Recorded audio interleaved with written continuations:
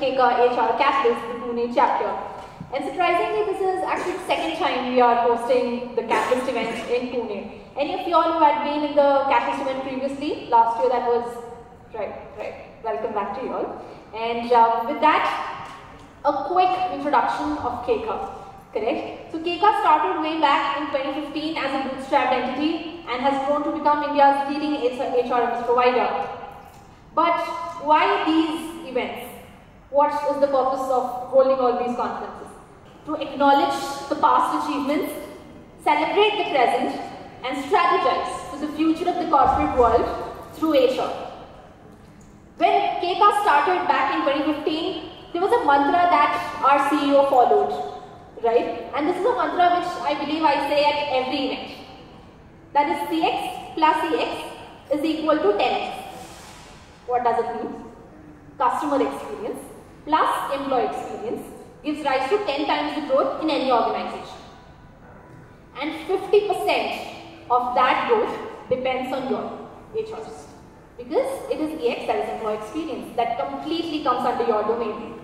So what are you doing? How far are your strategies and your actions leading up to the growth and scale up of any organization? What about the talent for that matter? How are you handling it? Any recruiters in the house? Give me a cheer. Okay, you all are raising your hands. Okay, all right, anything works. Okay, so this event is specifically aimed at talent acquisition.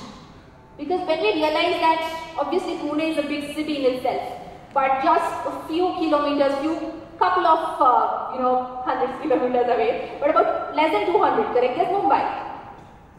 Why would any person or any applicant choose Pune than Mumbai? It's a bigger city, more opportunities, a better lifestyle perhaps. Why Pune?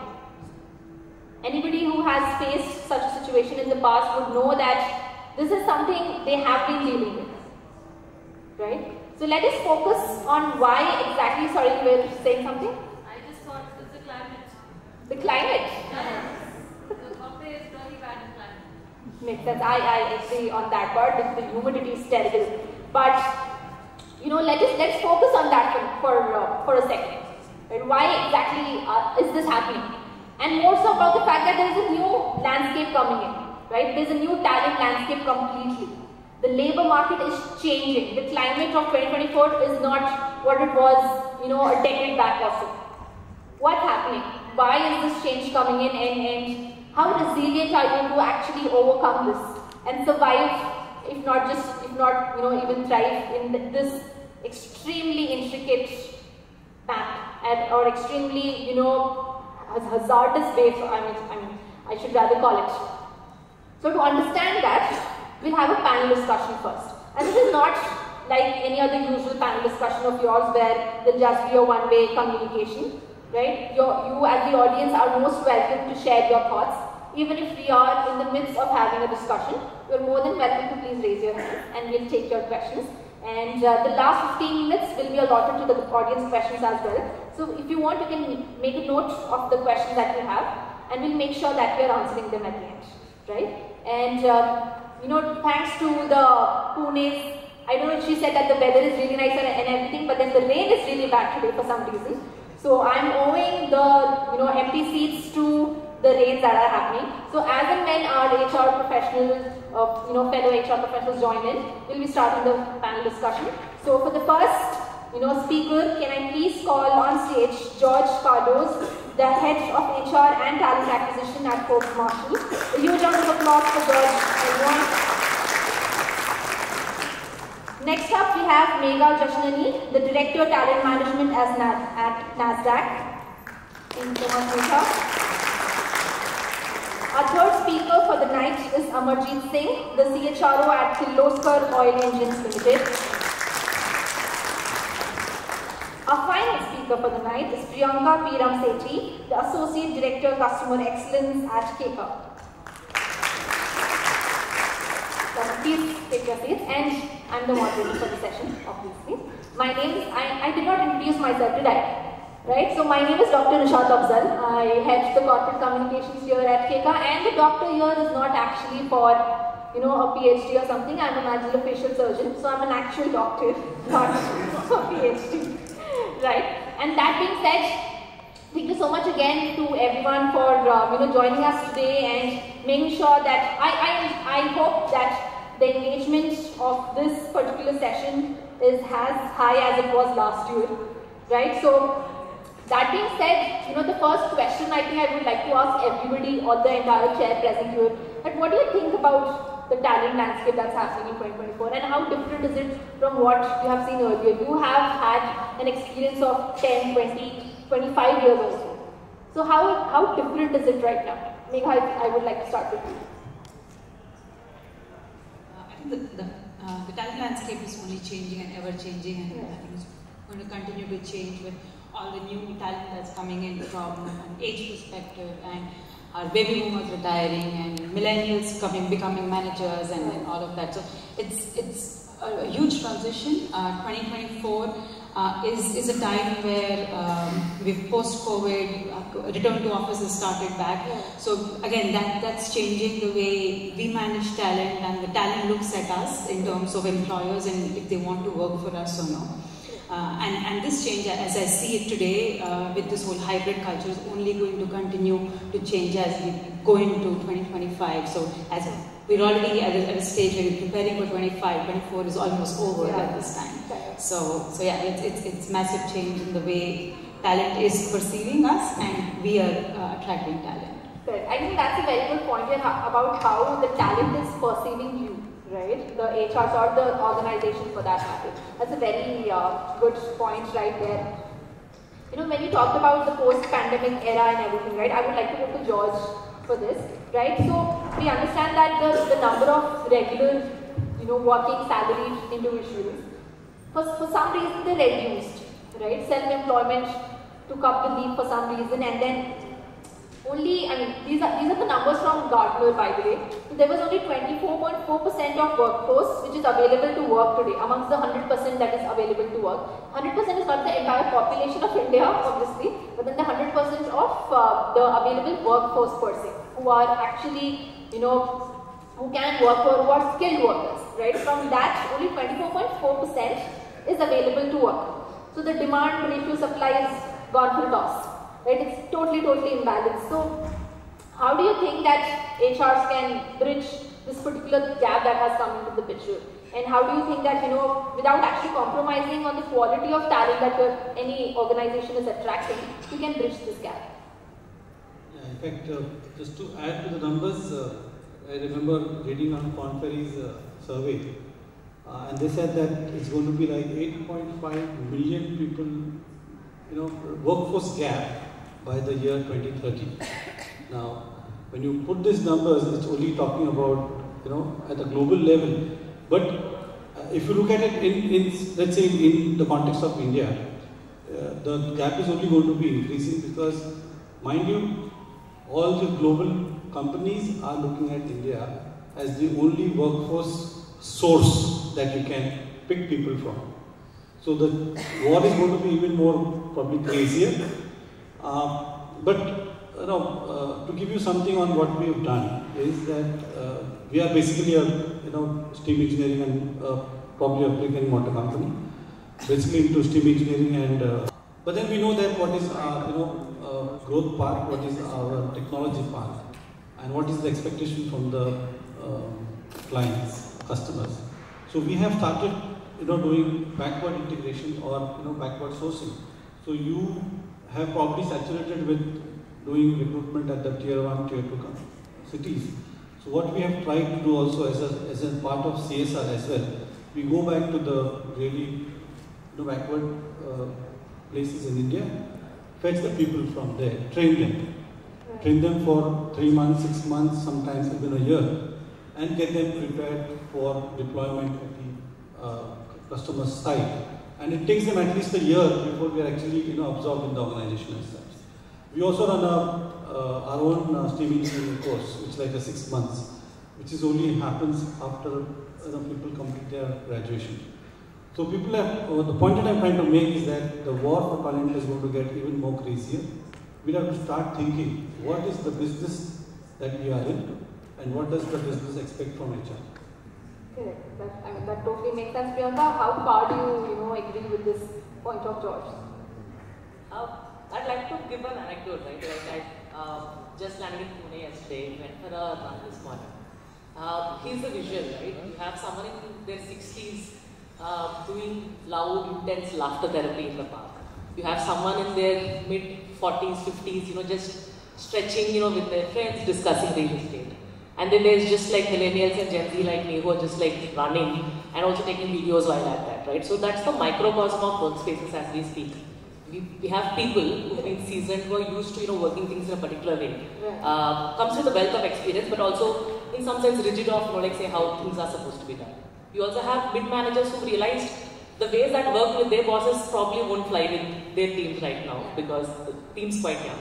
And then you have Gen Zs, who are having 2 or 3 side hustles on the way, right? Like I can give an example of one of my own team members, who's a CSM whose job is to look at upsells and churn retention, but also runs 3 Web3 communities on the side. So the question is not about moonlighting, or is it, with all due respect, not 70 work hours, right? It is to see how are workspaces engaging employees to feel that they belong. Are they tapping into their creative and also their objective minds? And also feel that, hey, your voice matters, your work matters, irrespective of the years of experience or the Ivy League degree they come with. So I feel companies which cater to that fine balance, I think, will always have the first preference for candidates. Makes sense. I think, it was just adding up to what Megha was also mentioning about how they are perceiving it and everything, right?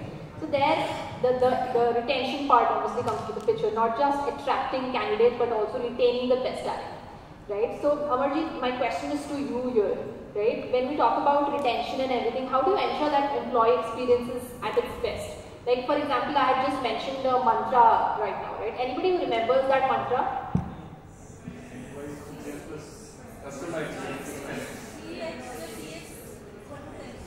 Well, correct. That's right. Very attentive audience, I like that. And yeah, Amarjeet, the question is to you again. How do you think that the employee experience can be boosted and improved to the best of its capability? Fine. Hi. So, before I go to your answer to the question, but I will just add on what you said about your mantra. So, you said 50% of that is delivered by this lovely people sitting here, right? I believe 100% is delivered by this team. The 50% what they get, they motivate those people so well that they take care of the rest of 50%. So it becomes 100%. So 100% results come because we as a HR team support business in a way they want us to. Now coming to the question, I think retention is a big challenge nowadays with a lot of avenues opening up. And especially you can see a difference in the generations. If you talk about baby boomers or Gen X, they are more stable in their careers. People like us who have worked with organizations for 12 years, 14 years. But Gen Zs and millennials are for sure in a hurry to grow. They need quick wins. They want to prove themselves and get at the top of the ladder faster. Now how you manage it is very different. You can't go ahead and start a promotion policy every year and a half. You promote people and get them to the level they want to. So you have to find different EVPs, employee value propositions, to engage them. It can be in terms of giving them a learning opportunity so that they can develop their skills. Nowadays, if you look at the Generation Zs are more technology oriented versus the old generation. How you bridge that gap between these two conflict of work? One person will like to make a pictographic, infographic kind of presentation. One person will just want to see the data on a slide and say, I don't want to take this. So how you bridge that technology gap and ensure that they work collaboratively will ensure that they are engaged better. Third piece is opening up avenues in horizontal growth as well. So we often mistake that Gen Zs want growth in vertical domain only. They would like to explore different worlds. Giving them a project, a cross-functional project, which engages them more. So I think these are the couple of things which we are doing as an organization. The way we are transitioning technology in the manufacturing sector, we are looking at getting some of these implemented so that upskilling, reskilling of these skills can be done and they can get better value out of what they are doing today. So that helps us. But yes, money and growth will always be there. You can't deny that. There will be a healthy attrition. What is the healthy attrition? Which is what we have to decide as an organization. Because every organization goes through a performance management process. They do have low performers, and you need to look at your regrettable versus non-regrettable attrition, wherein you say, this is good, I'm okay with it, or you're not okay with it. If you feel that it's alarming, there will be interventions we need to think about. I think, yes, please. From a retention point of view, I think from a Gen Z engagement in particular, I think what's worked for us is network groups. We have multiple network groups, so our employees are free to start any network group, and they start locally and then it becomes global. So there is a network group for photography, for nature cycling, or you name it, caregivers like new parents, single livelihood earners, because a lot of men are they don't have spouses who are working or families who are working.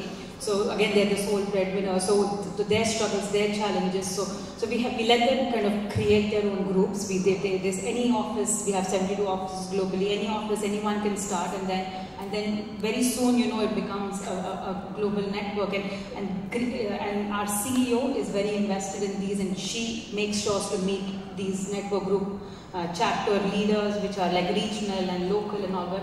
She meets them once every 3 months, and then that gives them an engagement that the company is invested in us, and that kind of helps us with retention in a big way. Absolutely. I think when you talk about retention, of course, the factor of motivation also comes into the picture, right? So there is this one question that I would like to ask you all, which is that what is your primary motivator to work? What actually makes you get up in the morning and go to work? What's that one thing? Yes, please? I enjoy my work. You enjoy your work? Money. No, money. Money. Money comes later.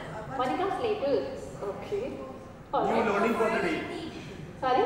Job profile and the team that you're working with. Okay, job profile and the team. Okay. New learning. Any learning. New learnings. Okay. Company culture and team culture. That's your primary motivator to work. Okay. All right. Anyone else? I think Yes? as an HR, to keep your employees motivated, it is very important to self-motivated. So that is Self-motivated. Yes. So how do you keep yourself motivated? Just with the thought that okay, my employee should be motivated. I think that's a motivation. Okay. Yes, Right, please. so, Yeah, over there, please. I am valued at the organization, and there is a freedom to work, so I can put my thoughts, I can use my knowledge and experience. So I feel like going to company. Okay, to exercise your freedom Yes. to speech. And I am valued in the organization. Valued That is learning. more important.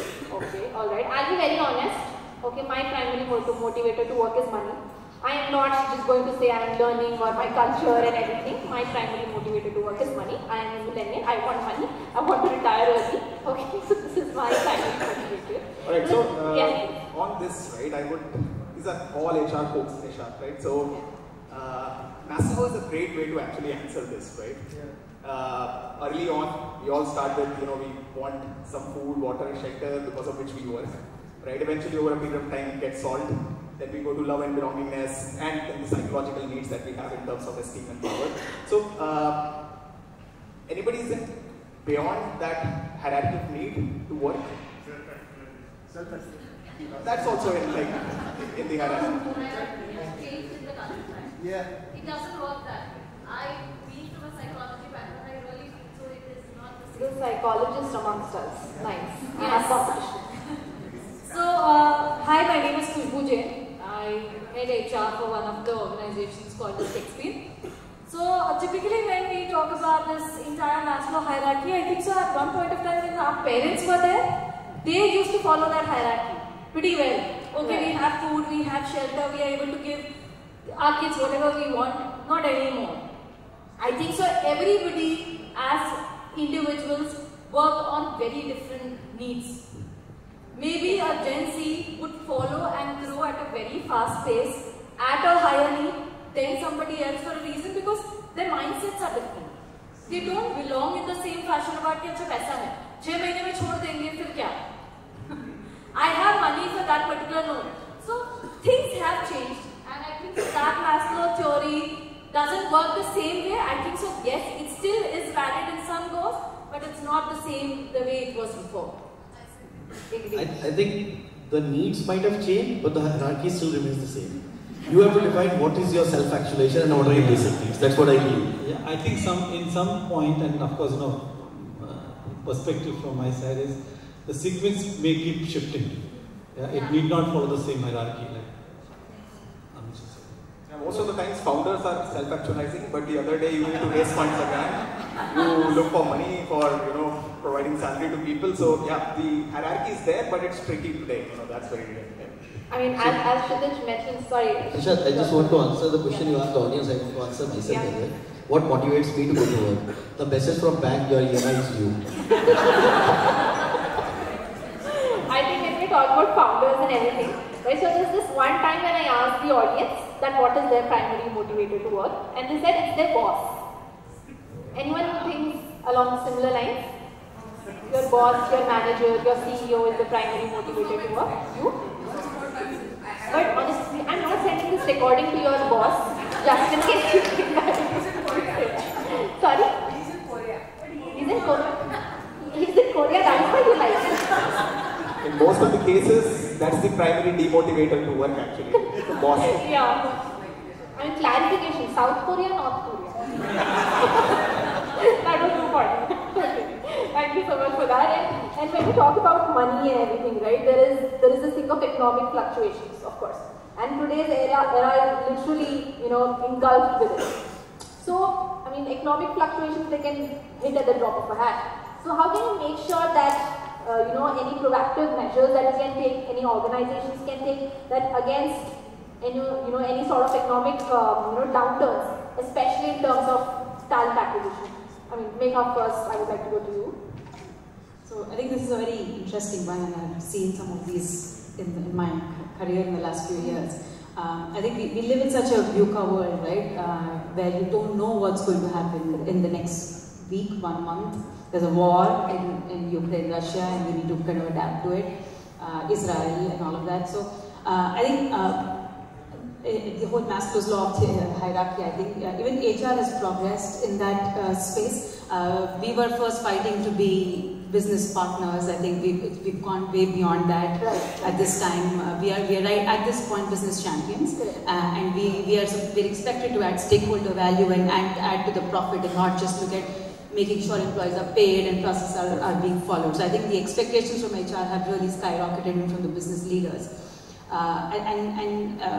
With all of this, HR has become very central to how we manage these situations, and the business heads kind of expect us to be the change agent and drive these conversations and so that we are prepared for the future. I think some of the things that we can do to be prepared and some of the things that we're actually working on internally, the first and the foremost is workforce planning, which I think most organizations fail to do. It's very short-sighted. Let's plan headcount next 6 months, 12 months at best, 18 months is we're lucky if we know that. So I think kind of identifying what the next 3 to 5 year business goals are and creating multiple what-if scenarios, right, so that you prepare yourself in your workforce plan, which in turn leads to talent acquisition, because hiring is at the bottom. I think what needs to happen is to plan for the future and to know what we need, what skills we need, where locations that you need them, what levels do you need, and all of that. So that is the first and the foremost thing, the HR workforce planning. And then when it comes to talent acquisition, I think the talent acquisition team also needs to flip the switch in their minds and not just consider when the requisition is open, be a fulfillment center and go run to the market and bring the first person they find and kind of flood the quality of talent. Yes, and on quality of talent and quality of profiles, yes, but then also look at internal talent. how can we kind of redeploy, reskill our teams, and talent acquisition can play a big role in that because they know the market, they know the skills, they speak to so many people internally and externally. They are our best talent intelligence source of information internally. So they need to act as those agents where they ask the questions and kind of promote internal mobility rather than just going and bringing people from outside. And I think the next big focus needs to be on skills and not just being role focused anymore, because skills and internal talent marketplace are very, very critical for us to be prepared so that you know what talent you have, what skills you have. And of course the last and the most important is our whole talent management piece, which is who are your high potentials, what are the critical roles, where are these people sitting, what are the career paths they have. I think will help us kind of prepare for the unforeseen circumstances that come our way. Absolutely. I think, Priyanka, obviously I would like to go to you about... I'd like to add to what Keka just said, right? Like, I would like to just have a quick check-in. How many of you must have heard this phrase, like, hey, we have a project that's due in 2 months, we should hire more people. I think on some level we've accepted that, say faster delivery means more people. What also comes with that is the complexity of having those many people and their workplace dynamics that affects the end outcome, right? So the one thing that I think all of you could internally champion is to keep your teams lean. What I mean by that is have smaller self-sufficient pods within your larger pods. What that does is 2 things, right? One, you're not waiting for like a bad market scenario to start figuring out like a layoff situation. 2, you're also highly engaging your high performers, because your high performers get bored very easily. So what that does is, when you have these pods wherein they are behaving like mini CEOs in their own functions, 1, they're super engaged. 2, you have a leaner team to manage. And 3, you're always cushioned to, say a inevitability, that you have to take a tough call on. You're always lean to be able to attack and handle that. Correct. Amarjit, I would like to go to you as well. You have had, a lot of experience in this. So I will tell you, I first just relate to both of them, because I think I have worked in 2 organizations. One I'm currently working, one I have worked in the past 12 years. And both are 100-year-old organizations, both manufacturing setups. One organization is a US-based MNC which has got into this routine of hiring and firing because of the economic volatility across the world. Something happens and something severely they take it as. And the other hand, organization I'm working on, we have never done a reduction in force. So, 2 thought processes. Leader organization is one. I think gone are the days when HR was given a mandate from business saying that we need 20 people go and hire. The whole paradigm of HR has shifted to a way of business partnering, business championing today. What I keep on telling my team, and I can share here openly, is that whenever there is something talked about in the business, latch onto it and understand what they are trying to do. Today, I work in an industry which is on the fossil fuel side, diesel. The carbon footprint, carbon neutral, carbon zero, carbon ESGs and all which is coming up now will force us to move to a cleaner technology. Cleaner technology means new skills. How Megha touched on it, saying that how we upskill and reskill is very important. I can't go and lay off the diesel engineers, mechanical engineers. So we saw transition from mechanical engine to an electronic engine. I think none of the organization laid off any of the mechanical engineers. They transitioned them, they kind of upskill them. We do have a facility in Kolhapur factory which is called Gurukul, wherein we keep on adding the new technologies and putting all our shop floor employees going through that trainings. So I think upskilling and reskilling will be very important to sustain. Second is to the leaner organization, we have to guide our business in a way what will make sense in the business cyclicalities. Just business going down, economic trends going down, we can't lay off people. There are a lot of avenues available, gig workforce, freelancing, outsourcing. There are many things which we can explore. But I think we need to get out of that mindset of saying that we have to add 20 people, that has to be permanent on roll every time. Because the technology will change, what will you do with those 20 people then? So it's easy for a subject matter expert company. So if I am to develop a control software, being an engineering organization, should I hire controls engineers, or should I outsource that work to some of the IT firm which is doing that work for many organizations? So those conversations need to be done by HR business partners and talent acquisition teams, which I feel.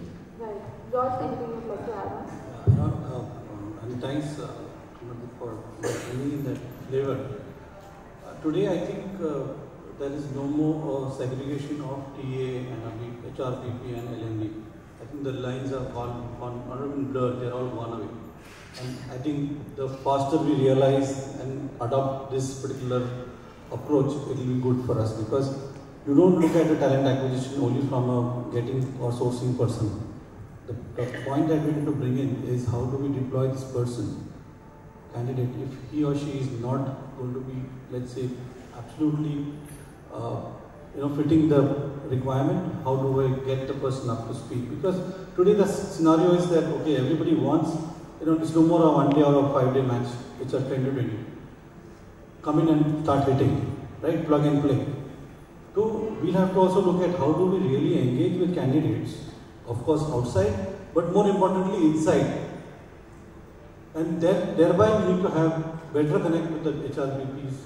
And therefore, that's why I said, there's no HRBP as a concept, there's a talent management. And how do I go beyond those lines and say, understand the business, understand the people that are there in the business. I'll tell you an example. I did around 85 job rotations. Out of 500 people, 85 job rotations. And job rotations were right from operator level to, bringing them up to planning and production engineering levels. Now, how do we do that? For us, it is easier because everybody who comes into the organization is either a diploma or a degree holder. And for them, retraining, upskilling becomes easier for us. Right? Of course, the organization plays a much more bigger part, because it's very clear. During the pandemic also, nobody was laid off. Nobody went home. Everybody's salary was paid. Okay. When I came back to Forbes Marshall, this is my second stint, 2011, I came back. And one of the projects that I was handling was to integrate multiple verticals. And out of the 500 people that were involved in this, there were around 100 that got redundant. The roles got redundant and thereby the people. The dictate from the owner was very clear. Good, you made them redundant, but none of them goes out. You have to find roles and projects for them, because it's not about 100 people, it's about 100 families. So, do we understand that thought process? Are we aligned to that thought process of what the owners or the sponsors do? And I think that's a wonderful point there. And when we talk about job rotations, right, I just wanted to understand, do you actually follow job rotations at your company? A show of hands, please. Job rotations. Do you do it at your company? I mean, at regular intervals, basically. You do that. Anybody who doesn't follow job rotations or internal hiring is, slow paced? You don't do internal hiring. And why is that so? Just like that? Alright. But I mean, there should be some reason why you thought that, bringing in new fresh talent from outside would be better. Actually, we don't do the job rotations. References are there. Internal hiring is not that much, but external, I think that is what management decides, and we have to take it ahead. What's the headcount of your company? It is 500. 500? Yes. But there's no internal hiring. Yeah. Alright. Yes, please. I think I can relate to, and I can maybe put in some thought around it, is 2 years back, if I look at my current organization, the mindset was, sab theek chal raha hai, kyun chhed raha hai? Why not disturb? Everything is going fine. When we first launched our internal job rotation policy, IGP policy. Right. Today, we are an organization of around 2,500 people, barring the contractors, on-roll employees. My internal job fulfillment percentage out of total recruiting that we do is 21%. So we hire around 400 or 500 odd people in a year. So that becomes like 80 to 100 job rotation, and that helps in growth basically, and we fill the bottom one, the decision effect. So if somebody leaves at the top, people move up and you hire the lowest cadre person. So that helps in rotating the talent and giving the growth to employees as well. Agree. Yeah, I think there are teams where the mandate is that you have to fill a role internally first and then look externally, because otherwise you're just going to ceiling some of the existing employees, and these are the people who will leave and they have product knowledge and who know the domain, and these are hard to train skills, especially the domain side of a fintech company. So I think that's an absolutely relevant point, and that's something that's followed across for us. Absolutely. It's always think internal first and then external. Correct. Priyanka, would you like to add to that? One thing I'd like to add to that is I think it's very important when we are filling roles internally to not be biased by their previous experience. I think that happens a lot more. They just, I think, blindsided by what their previous managers would have assessed them as, because it's again assessing a fish climbing a tree analogy, right? Like they probably were not oriented to fulfill those outcomes. So it's very important for us to unhinge that bias and assess them with like a fresh set of eyes. It's just I wanted to add. Right. I think when you talk about job rotation, right, it's very important to do it, between departments, right? So that is something which we follow at Keka as well. So you might have seen I kept calling Anam and all that, if you just know this. So he was actually originally in SEO, and then he moved to social media, and then he moved to events. Right? So there's a different thing. There was somebody who was from customer support who moved to marketing. That was the guy who you just saw in the video. Right, so there are a lot of people that in Keka especially, because I'm in the current organization, I'm giving that example.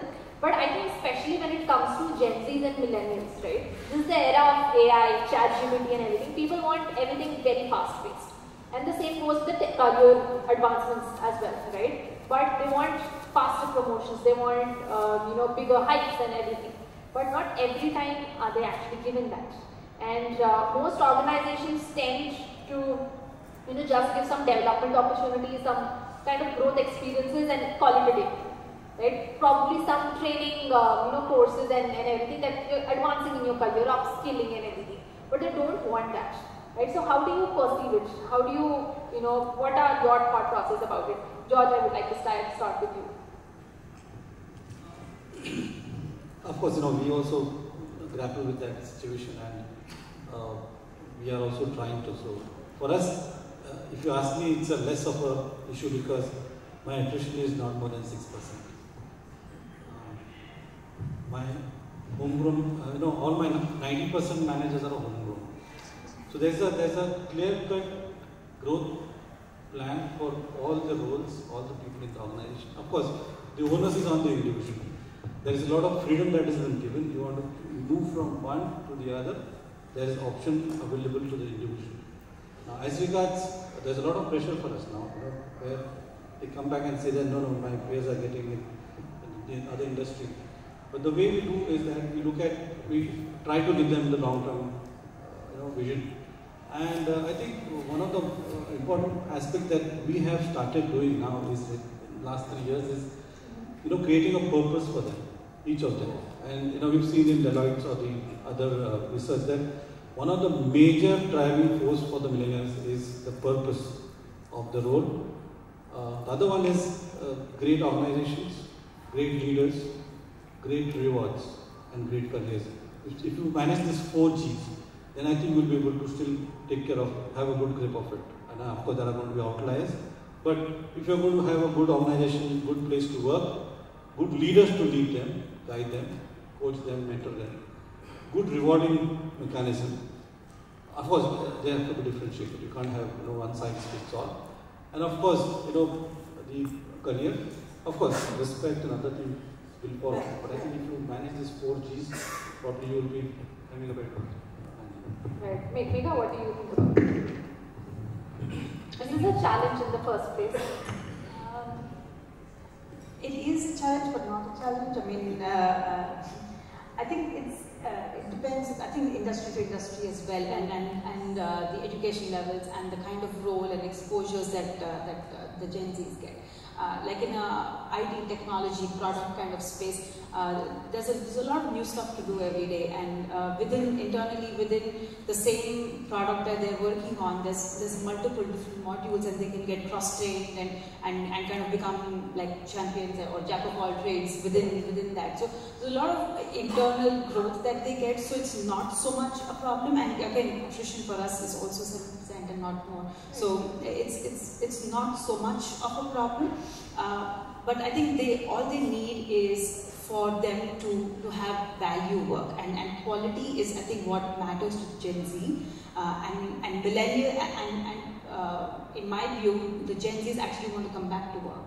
They want to be in office, they want the cool stuff, the pool tables, and kind of they want to hang out in office, play TT, even when it's 3 p.m. in the afternoon and everyone's attending meetings. Yeah, and you can't say no, and it's a part of the culture. Yeah. So as long as the culture is good and they have the freedom to do and manage their time, I think the Gen Z is not so much of an issue, especially in the technology space that I have access to. Right. I think, and the millennials are probably more the ones who want to stay home because they have kids and they have families to look after. So they're the ones who don't want to come back necessarily 5 days a week. So I think that's the shift, and that's the difference between these two. But it's not so much. I think it's all kind of blending in well, at least in the world that I see. Right. Amarjit, what about you? How are you perceiving it? So, I think very ambitious goals these Gen Zs have, and they want to run fast for sure. Ambitious, or are they unrealistic? No, they have ambitious goals.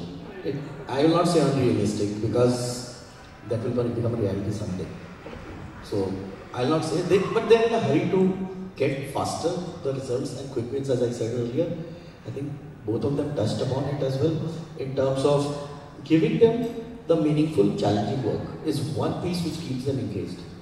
The moment they see they're having work which is not as per their thought process, they will lose the interest in them. So how you challenge them, and there's a bigger challenge for companies like us who are in manufacturing to keep them engaged. Fortunately, with a lot of changes, what we're talking about now in technology, I think we have a lot of technology work which people are getting into.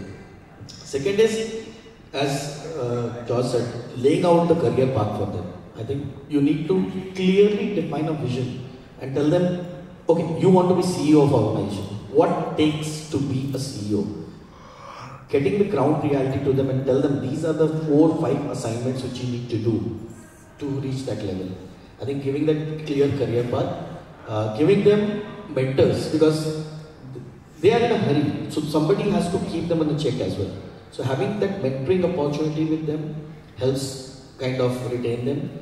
So these are the couple of things come to top of my mind, that Gen Zs, if you do these things right, I think they will stick around. Only because I think channelizing their energy is what I'll say is very important. They have a lot of energy, they have a lot of passion to do new things. How you channelize them and utilize an organization will be very crucial for us. Agreed. And I think this is especially true in Pune, because I see a lot of youngsters here for some reason. I think it's definitely because of the number of universities that are here, correct? But then when I first landed in Pune, this trip, I got enough time to actually go around, check out things and everything.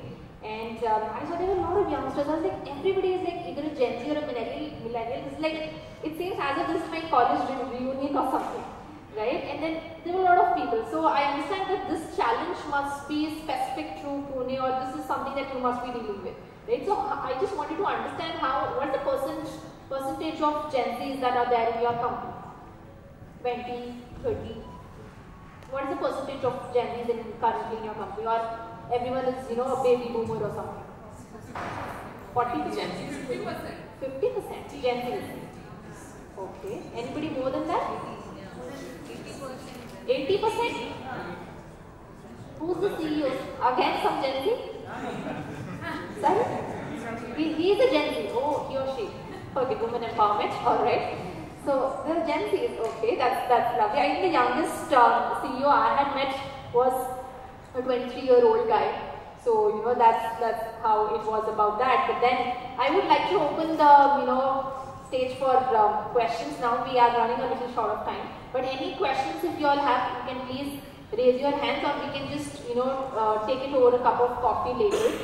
Anybody who has any questions regarding the, you know, talent management or the talent acquisition scenario, please raise your hands, or else we can just, you know, take a cup of coffee outside and go about that. So Priyanka, I just wanted to, you know, end, because I just have 2 minutes left. So I just wanted to understand your, you know, your perception on the same question that I asked earlier. See, as a millennial who aspires to be Gen Z, here's how I look at it, right? When I was interviewing before I joined Keka, I was also interviewing with another company. I'm sure most of us do that, right? We at least evaluate 2-3 companies. The other company, who I would not name for legal reasons, you know, said, hey, this is going to be your role. This has been the mandate for us for the past 5-6 years, and this is what it's going to look like. Your day-to-day is going to look like this. With Keka, I met my manager, I met the CEO, who spoke of, hey, we are not treating you as someone who's filling a job description. Okay. These are the problem statements we are trying to solve. Now you figure out what that looks like. In our heads, in 9 months, we want you to be redundant so that you can move on to the next one. So they've laid out a career path for me even before I joined.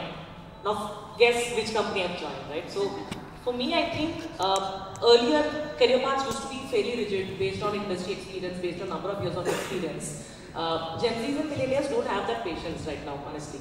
They're ambitious, so they're willing to put that much work. So companies which celebrate that, you know, meritocracy, don't limit them, you know, basis the perception of, you know, what a manager should look like. I think that's where they like to stick around.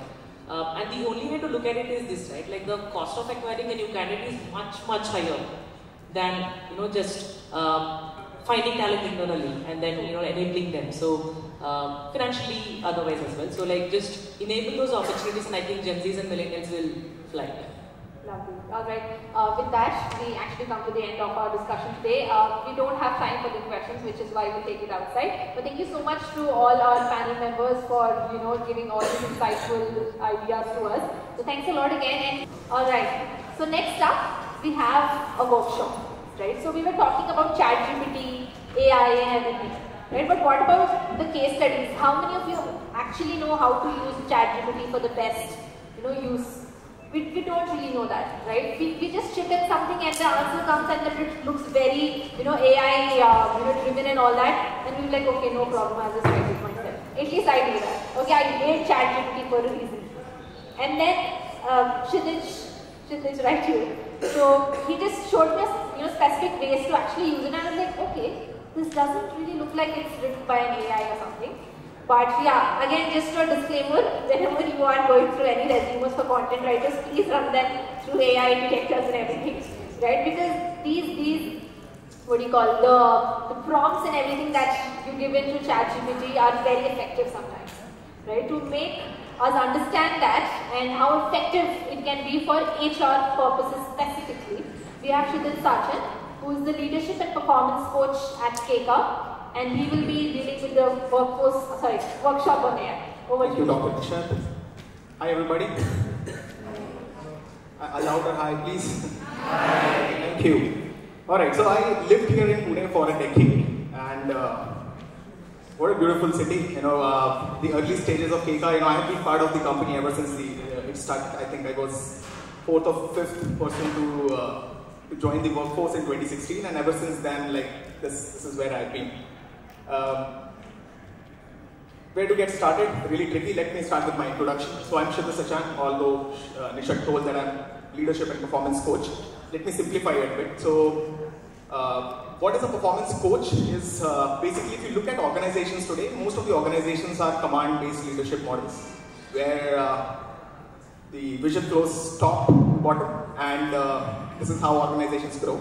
So I help organizations to move out of those traditional models into more trust and purpose-driven leadership models, where people can take accountability of the work that they do and bring the value that the business generates.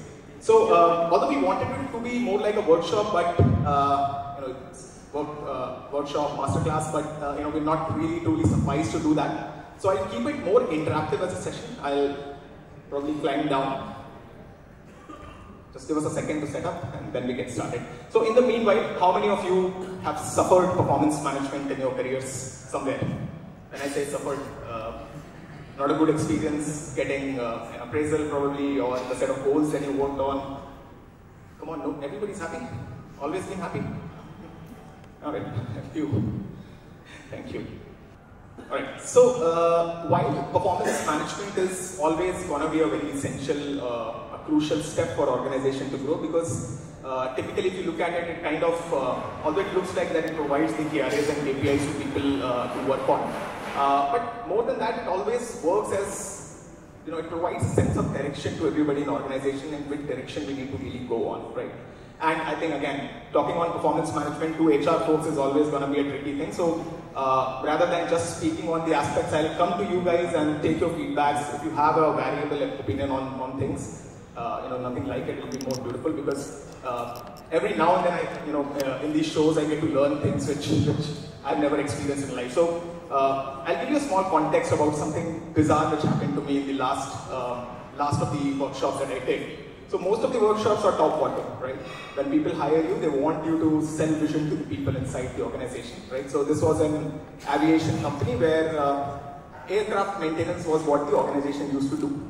So the CHRO itself, they told me that although we write a vision and a mission, our people don't give a crap. Because if you look at the aircraft maintenance engineers, which are sort of the major workforce in our organization, by the time they become aircraft maintenance engineers, they are like 31 years in age. They have like 1.5 CR of loan on their heads. So they don't care what your vision and mission is. They have their vision and mission when they join the organization. They want to pay off the loan, they want to get married in life, and they want to move on, right? So not always it's going to work top bottom. It's always it's based from scenario to scenario. It flows from bottom top. Again, you have to be smart enough to understand that how it really works. So what we're going to cover today, it's going to be basically 3 different aspects that we're going to cover. The first, of course, will decode what performance management is. We did a survey with our audience, and a lot of people wanted to understand what is the modern day nuances of performance management. So we'll cover that as the first substance. The second is the ChatGPT at a glance. I guess almost everybody uses ChatGPT. How many of you use ChatGPT? I wish Keka had that kind of penetration. Right? So that's beautiful to watch at. I think this is going to be the new normal, right? Everybody's going to perform through AI. One joke that I get every now and then is that, if you look at how ChatGPT works today, there is a set of candidates who make their resume with ChatGPT, and then there is a set of recruiters who process those resumes through ChatGPT and try to arrive to a final conclusion of what, are you good to hire or not, right? So that's the tricky environment that we are in today. So the third aspect is I will also try to give you some advanced level use cases in terms of, other than content generation, what else can you really do? So let's move forward with it.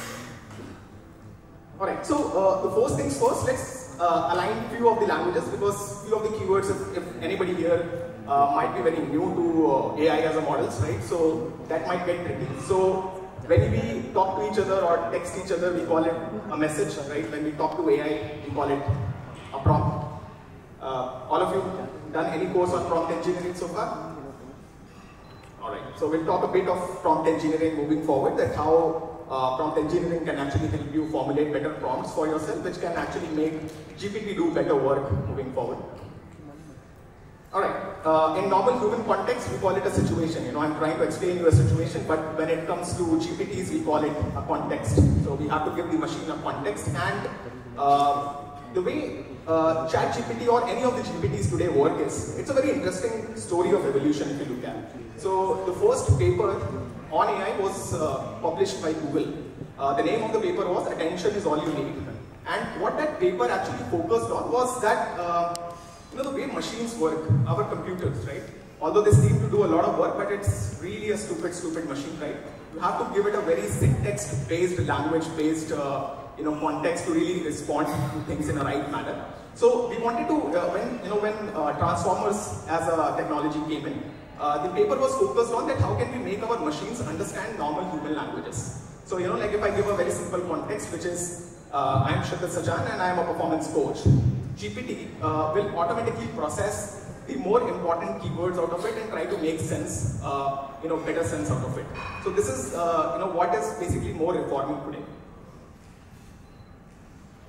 Alright, we train people, all of us are HRs here, right? Training is everyday life.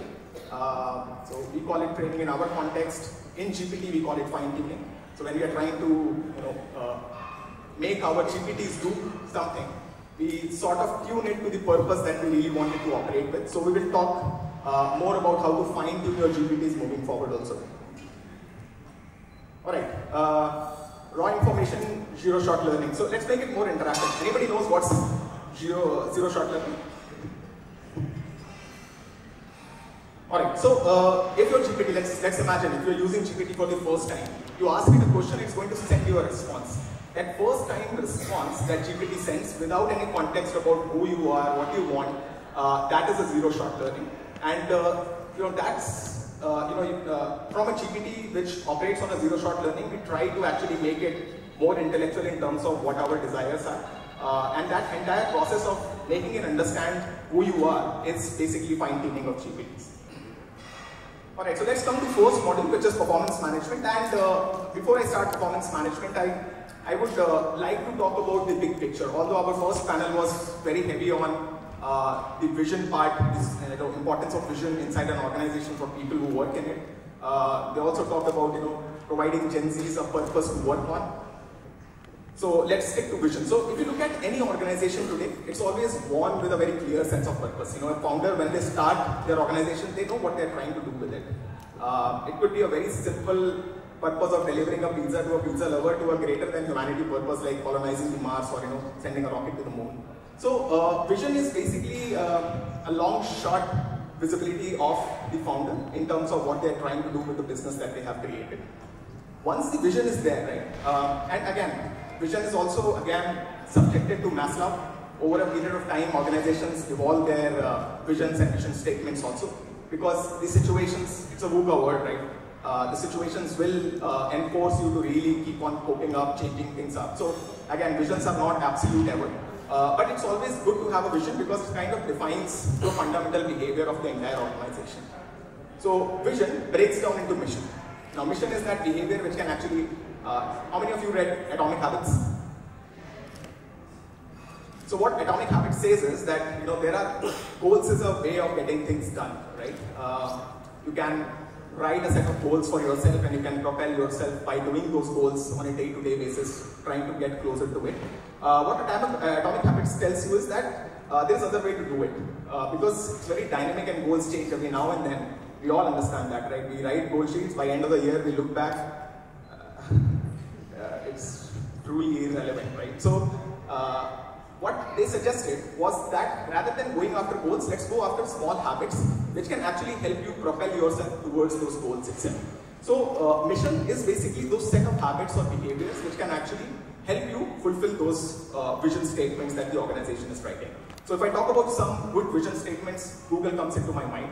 Right, that was, in my opinion, one of the first organizations to really implement vision statement properly. So in 1998, they wrote the vision that we want to organize world's information and provide it to everybody on planet for free. And this is exactly what Google does today, right? So probably vision is something which kind of, in the long run, we'll see the relevance of it. In a short while, it does not make sense. So while you have vision and mission, the next big thing which comes into the organization is the objectives. Now, once it's clear to you that where do you want to head, what are the behaviors required to reach there, the objectives are set of initiatives which you are going to take, which you are going to do in the upcoming time to make sure that you really get close to it. So, from an organization perspective, usually, it breaks down into department level objectives, right, where what is required to be done as an organization will break down, sales will take a dig at it, customer success will take a dig at it, whatever functions you will have, they will all contribute towards that one big vision that is there. Objectives break down into KPIs and KRAs, again, more measurable ways of looking at objectives. Objectives are more like an outcome, right, which you want to really target. And KPI and KRAs are the set of real things which you do on every now and then to make sure those objectives get met. And KPIs and KRAs are tracked through metrics, which are the set of units which can actually help you measure your progress against the goals that you've written. So if you look at the entire big picture inside an organization, this is how it looks like. So there's a vision statement which breaks into mission, which breaks into objectives, which breaks into KPI and KRAs and metrics. And most of the times, if you look at the model, goals will flow top bottom, and the value inside the organization will flow bottom top, right? People at the bottom of the pyramid will perform every now and then, which will make sure that the entire value gets committed towards the vision of the organization. So before I move any further, anybody would want to share the vision or mission statement of their organization which they believe is really powerful or motivates them to come to work every day? Our vision is economic progress for all.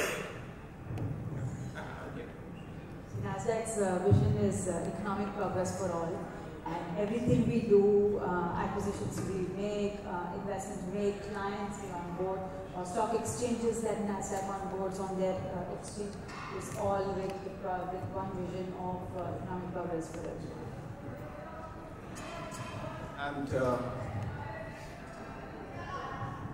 And economic progress is what it is. Great mind.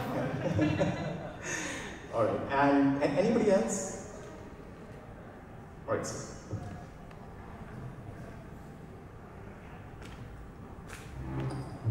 See, generally the vision and mission comes from top, but when we develop for Associated Capsules Group, we developed with 3,500 people.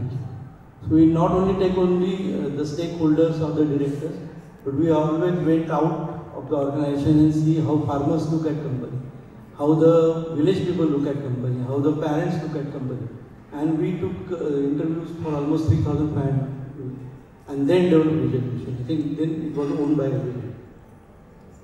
Beautiful, and that's one example of writing a holistic vision. You understand your value chain, and everybody who's involved in your value chain, you make them participant into the vision statement. Now, a complex word like value chain has come up, so I will want to explain that a bit. Anybody understands what business value chains are? Alright, so okay, I'll stop asking questions, you guys are not responding. So, alright, so if you look at value chain, it's a very simple way of looking at things, right? If you look at any business, any process, there are resources. Resources could be people, could be assets, could be technology, right? Those resources will do a set of activities, right? Predefined set of activities, probably strategically, non-strategically. Now those activities will generate an output. If you retain that output for a period of time, it translates into outcome. Outcome is nothing but a behavioral change. Behavioral change where, I'll explain it through an example moving forward. And if you retain an outcome for a period of time, it translates into impact. Now, if you look at an organization, a process, a team, all of them have the same value chain. Resources to impact, and we all want to drive that through businesses that we have created. Now, a very simple example to remember about value chain, to explain it to people is, let's consider a village, right? There was a village which had a pond like some 5 kilometers away from village. Everybody from the village every morning woke up, traveled those 5 kilometers, those 10,000 steps that we all try to do every day, right? And get the water from there. The government realized that this is something which is kind of making their life difficult. So they brought in resources which did the activity of building a well inside the village, which brought that output where people in the village started coming to that well, right? Now outcome over a period of time was the behavioral change, which is people never go to that pond for the water, right? They come to that. So outcomes are nothing but those behavioral changes that come into your set of consumers, customers, whatever you might call them, your employees, and that is the bigger outcomes that businesses, processes, and all of them generate.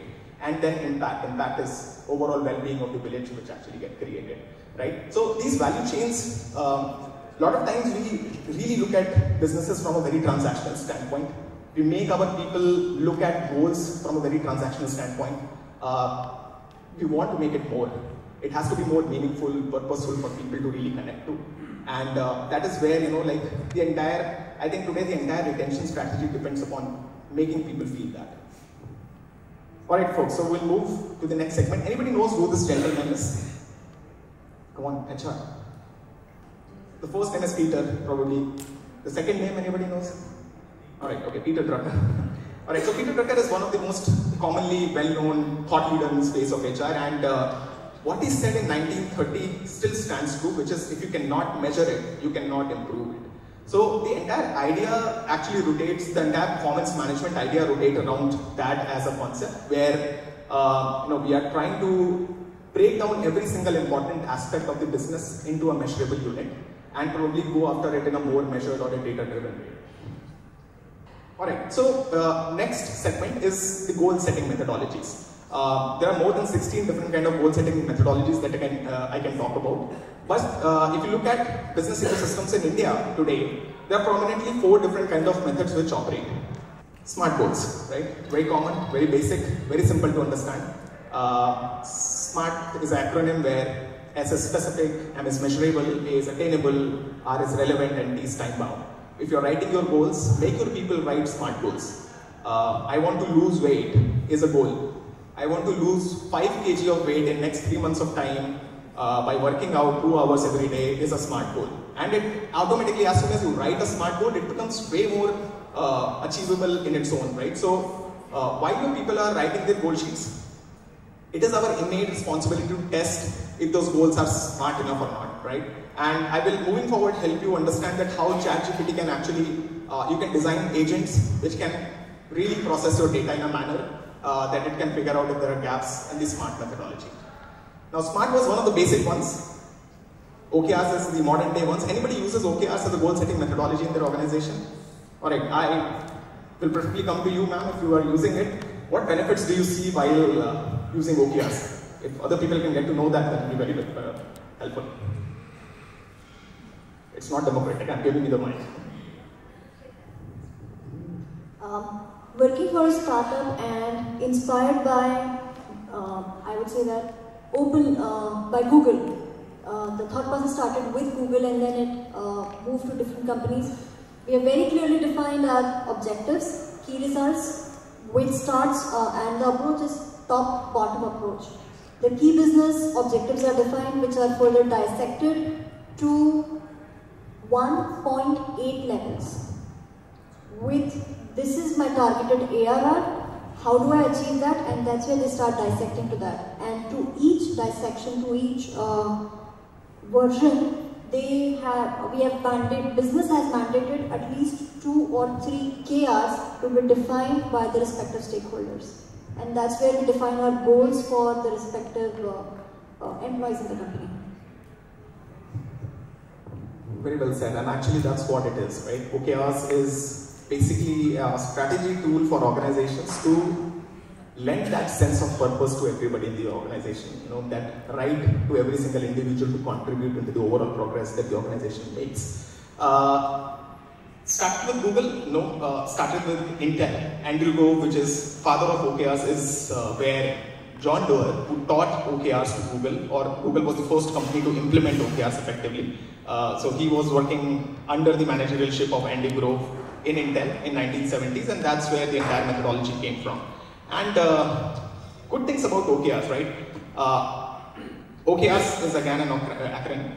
O is objectives, KR is key results. Now objective is what you want to do, right?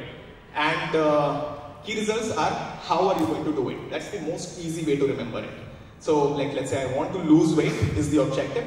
How will I do it is the key results, which is probably dieting or 2 hours of workout every day, right? The essential part about OKRs is it actually gives every single individual to think of that why of doing things. It emphasizes on the why of things. If you have that objective, why do you have that objective? What I would like to add to that methodology is it's not important. It's important to think why, but it is more important in today's era where it is so much volatile and uncertain to think why now. If you look at the objectives today here itself, all of us would have at least 200 things that we want to do in next 1 week, right? But we cannot. That's our human limitation, right? So important is that what you choose and why you choose it and why now is it important to do. So while you do goal setting exercises with OKRs, make sure you change that why to why now, so that when people write about their OKRs, they understand the criticality of that objective at that given period of time. Any other OKR stories? Anybody would like to share? Yes, Priya. I've seen, like as part of my work, I've seen a lot of HR policies of a bunch of companies. So one of my favorite examples for this is a particular company who I will not name again for legal reasons, had 7 key results. So with 5% weightage, 10% weightage, and there's no way the employee is gonna like prioritize them, right? So the ad there is always have like 3 at tops, 40, 30, whatever, and then have them, you know, just like chase those 3. And you could define the cycle quarterly, half-yearly, but like don't dump 10 or 20, you know, OKRs, wherein they will not have a sense of prioritization.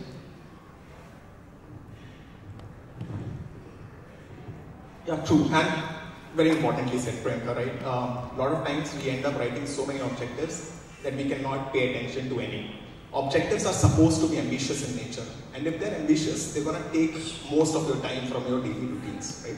So it's important to keep them less. I would recommend even having one objective is good enough. You know, if you really think well, that's actually good enough, right?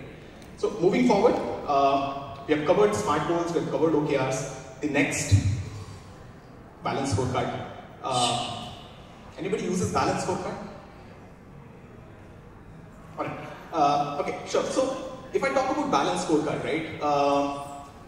Carry KPI is again one of the most common ways to really measure our people to do appraisals and stuff, right? Which is a derivative of SMART goals. OKRs was more of a technology-driven method. Balance scorecard comes in large-scale organization as a use case, right? Now imagine you have 50,000 employees working in your organization. You sitting at up top, that King's Landing, you have zero visibility about your people's growth. So you want them to write their objectives in a balanced manner. Right? Every business can define its set of pillars on which they want their people to write goals. One could be probably process efficiency related.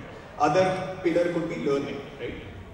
Third could be just team building or collaboration, right? So you can define those pillars and you can make sure that there is a holistic growth in terms of the set of objectives that people write and pursue in their careers. So MBO is important. On a small scale organization also I've seen it work.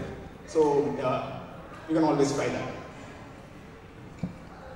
And MBOs. MBOs is again a Peter Drucker method.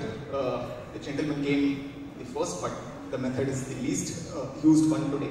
Where, like, let's say, a lot of times the leadership teams are also lost in terms of their vision and mission and what they need to do in that year. So at that point of time, top bottom is something which is not becoming successful. So from your team level perspective itself, you can drive objectives for that team, right? And you can take control of the entire value generation inside your process itself. So while most of the other methodologies are an entire organization scale kind of methods, MBO is more like a single individualistic team-based method of doing goal settings, which can still make processes work. There are many other interesting goal setting methodologies like PHAG, which is big, hairy, audacious goal that an organization goes after. We have flywheel method of doing performance, which I personally experience in our organization, where there are set of resources aligned towards one common purpose, contributing to make the entire center of the wheel run as a purpose of the things. So there are 10 different functions contributing to one single growth. A lot of times you will see marketing teams operating through a flywheel model. Alright folks, so that ends the goal setting methodology part of things. Let me see time. Right, 15 minutes to go, very fast and things are. Alright. The next important aspect is that what could be that process which can bind this entire thing together. So when we started building Keka, 2015, the processes that we, I was fresh out of college. I had zero experience. I never experienced a single goal setting process in my own. So I started interviewing you folks, the HRs, right? And I had zero knowledge at that point of time. And at that point of time, I figured out the lack of technology was creating the entire performance process to become very static. So how it used to look like was, in the beginning of the year, there is a goal setting exercise. By the end of the year, there is an evaluation against the set of goals, and we try to figure out, did you work well, did you not work well, right? With technologies coming in, that scope actually elaborated. Now it runs more like a continuous performance management process. So again, first step is still the same, performance planning, where you try to figure out on a department or individual level what thing matters to whom, right? And that's where the entire goal setting process happens. We align those goals with the metrics and objectives and KPIs in the organization. Then there is a goal sheet which gets created, which rotates from one stakeholder to another. After the acknowledgement, it gets stored, right? So that is the entire goal setting process in modern day era. And if you look at organizations today, even they are flexible with the goal sheets also. So in 3 months' time, let's say a new project comes, a fresh set of objectives can flow into your goal sheets, and that is what you should also be looking into the technologies that you currently use for performance. So performance planning is done. The second important aspect is goals monitoring, where your people should be able to monitor the set of goals that they have. They should be able to track it through the set of dashboards, right? Which of the goals are working well, which of the goals are not working well, who needs improvement, who needs a constructive feedback, who needs an appreciation, right?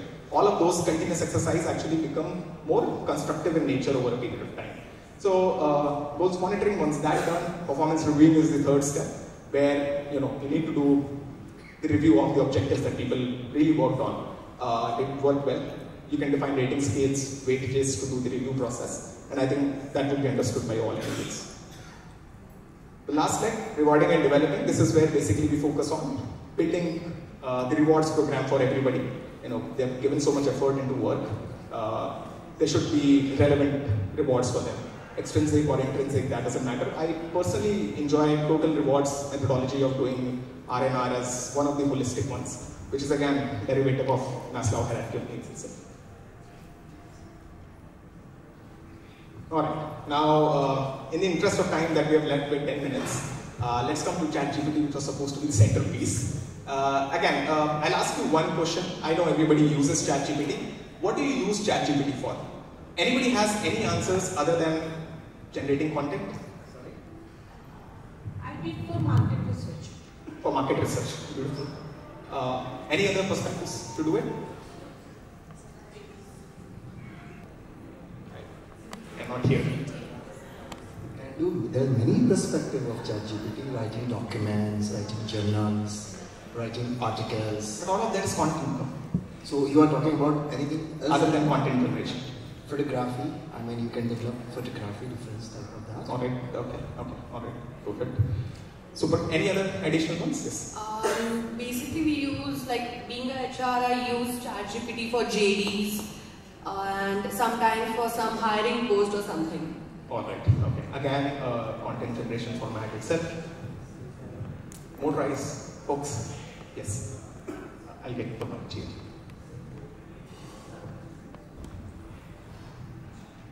Might sound out of the HR zone, but I had used ChatGPT to actually choreograph a fashion show. Yes.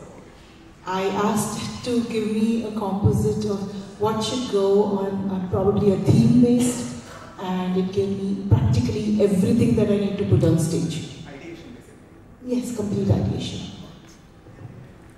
Right. And I think, most of us today uses ChatGPT with those contexts itself.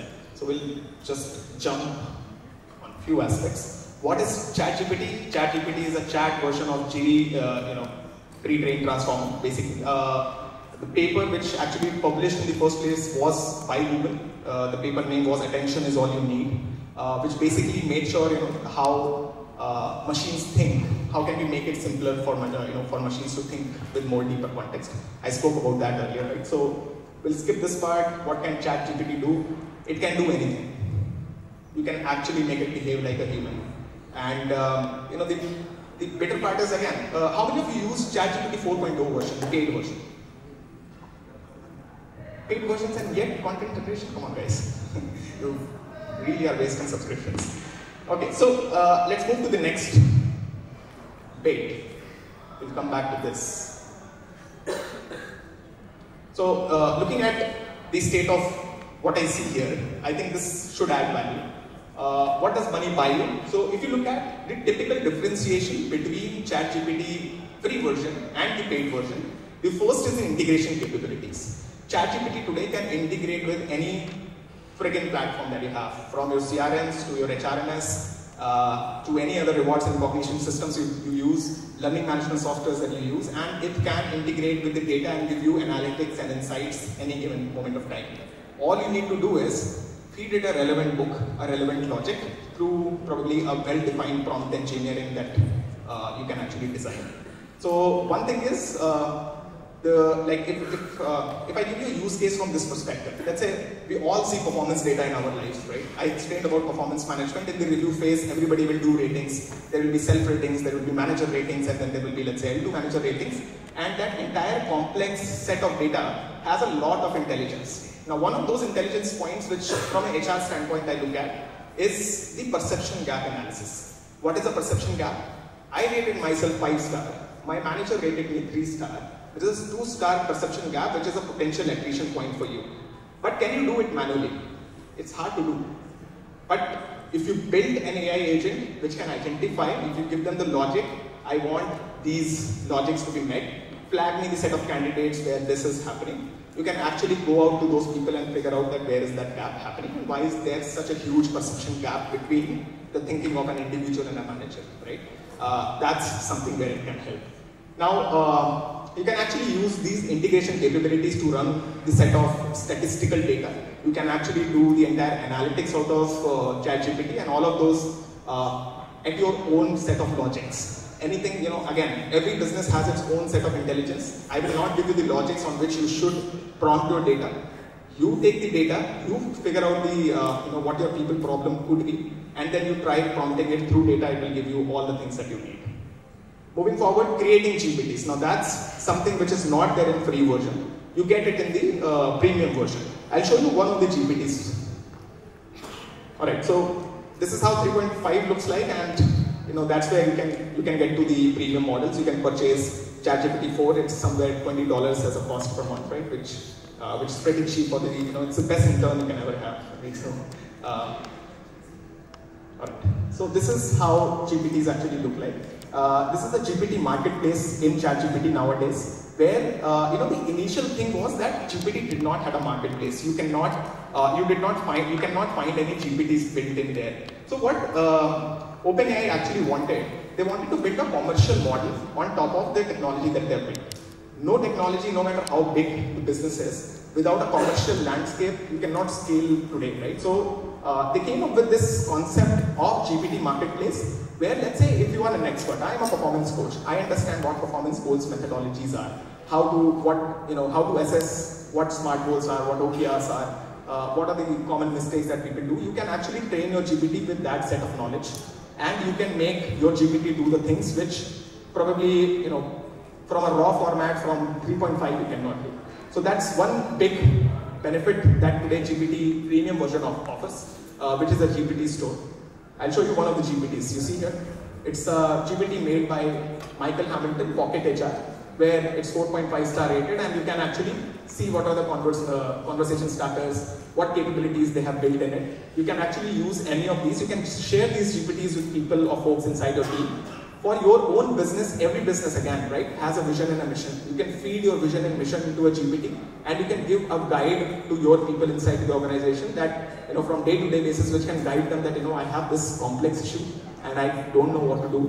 The GPT can really guide them towards that direction itself. So that's the set of benefits which it actually provides to you. Alright, moving backwards. GPT Marketplace we talked about. Plugin supports is another thing. So you can actually have plugins sit on top of your Chrome browser, let's say, right?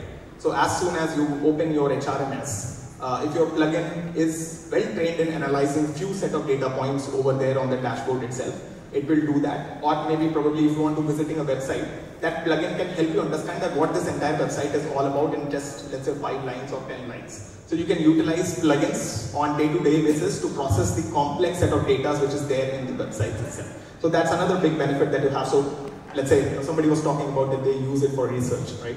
If you want to do competitor analysis, this is actually good. Give them put that plugin in one platform, your platform website, and it can actually tell you that which of those gaps can actually give you the advantage that you require on them.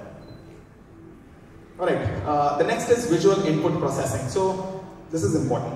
Now, if you look at it, now the 4.0 comes with the capability of processing not just the natural language processing, NLPs, which we talk about, but also the visual. So you can just directly upload a video file, it can break it down into smaller pieces, and it can give you more contextual things related to the same set of objectives. So, this is something where I would like to add one more thing, which is most of us think that ChatGPT's output format is content, right? Or maximum image. Maybe some of the models like Midjourney, DALL-E would produce videos and photos also. ChatGPT can produce outputs of any kind, any kind. It can generate PDFs, it can generate doc files, it can generate, so if you prepare JDs, you don't need to really copy it and post it into your official letter. Just feed it your template. It will put the entire content in that, and 2-3 extra steps you can actually cut out. Right? So those are the set of things which you can do. Any format known to humankind, GPT can process. Python has that capability to really get that done. But again, you will have to keep trying those things. That's the last message which I have, but I'll still give you right now. So dynamic memory, okay, this is also important. A lot of the times if you look at, how do I explain this? Let me use some context. Let's imagine a newborn baby, right? If you look at a newborn baby, they're processing everything through the visuals that they see, right? They will look at the entire landscape. They will see that there is a toy dangling on the, on the crib that they're sleeping in. There is a mother sitting by the side. There's a father sitting by the side, and the baby, even in that, not really well developed intellect state, knows that what is more important is that, toy important, is the father face important, is the mother face important, and this is how GPTs also do. So it's important to keep your GPT's memory clean in the context of what it learns. So a lot of us, we do this mistake. Every single time we have to find something, we open a new chat and we give it a problem statement to go with. Doing that will confuse your GPT over a period of time, and that is why it starts giving you shitty results, which it usually does. So there is, in the settings itself, if you go, there is a place where the entire memory of what your GPT version has been there, it will be there. You can selectively delete it also. I probably might have a screenshot of that, but just if it's not there, go to the settings section. There is a memory part there. In the memory, you can actually delete the set of memories that it has created. So, and other things also, you can also give it some of the contexts which are always going to be consistent with you. Like let's say, I'm an HR person or I'm a recruiter, right? You want your GPT to remember that, that thing about you. You live in a certain city, you live in a Pune. It should remember that you live in Pune. So over there, you can also set the set of attributes that you want it to always remember, so that it gives you contextual information.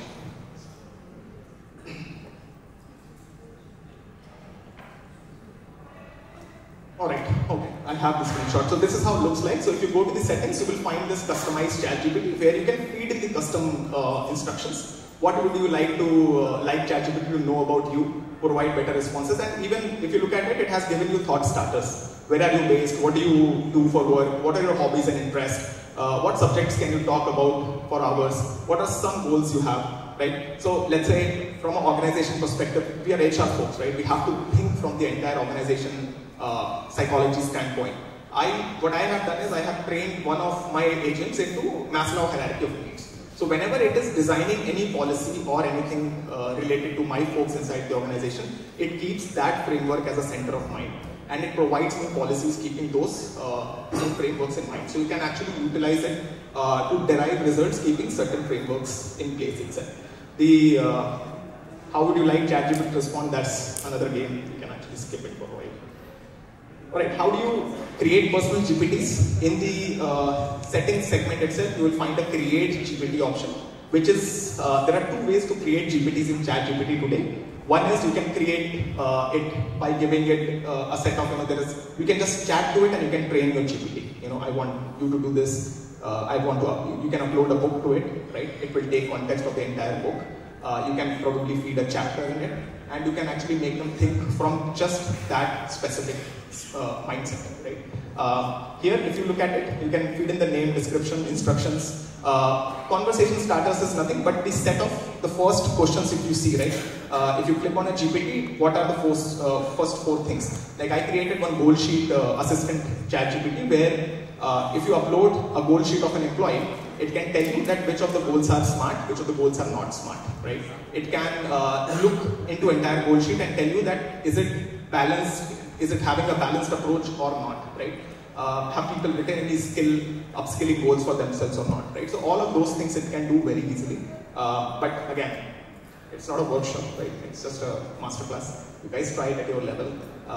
It works very differently for every single one of us. And the only way forward is to really keep trying on a daily basis. Just commit to a number of hours that you want on a weekly basis.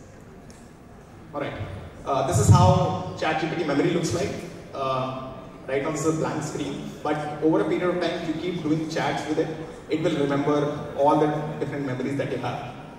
Once I was thinking from my dog's perspective and I actually asked a question with that perspective, ever since then my ChatGPT takes me as a dog, which I had to delete over a period of time for it to start giving me the human responses. So again, it would be interesting for you guys to go back and look into what memory has your ChatGPT version created within you. Alright. So we'll skip to the last part. Final message as we are wrapping up is just stay updated. There are a lot of platforms today which can keep you updated. One platform which I prefer most of all of them is there is an AI for that, right? Which is sort of a Google for any AI engine getting generated today. They break down what is that GPT engine, what it can do for you, what are pros and cons of it. So it's more like G2 or a software suggest for GPT models that exist today out there. So stay updated, keep trying, create, and finally this is the final message for all of you that talking to AI will be just as crucial as your ability to talk to humans moving forward, because as soon as this GPT sit on the lens of your goggles or specs, that's the era that we are going to. So folks, thank you very much for time for this. I hope you find this information useful for yourself. Again, thanks. Thank you so much for this for us. So can I please have on stage Somabrata Chatterjee? The next session up here is a quiz. And for this I would really need your participation, of course, because I can't answer all of the questions. But then that being said, this is Somabrata. Somabrata is from Springworks. And right now there is a quiz for which the goodies are really good. I mean, trust me, the bag that I have from Spring Verify basically is something that I use every day. Honestly, I use that bag, okay, because it's so pretty. So all the ladies in the house, you would really want this bag, and the men in the house, you would want to give this to the women in your life. So that being said, Somabrata, welcome to Keka HR Katalyst, and can you please have a mic? Start on with the quiz. So Spring Verify essentially is a background verification company.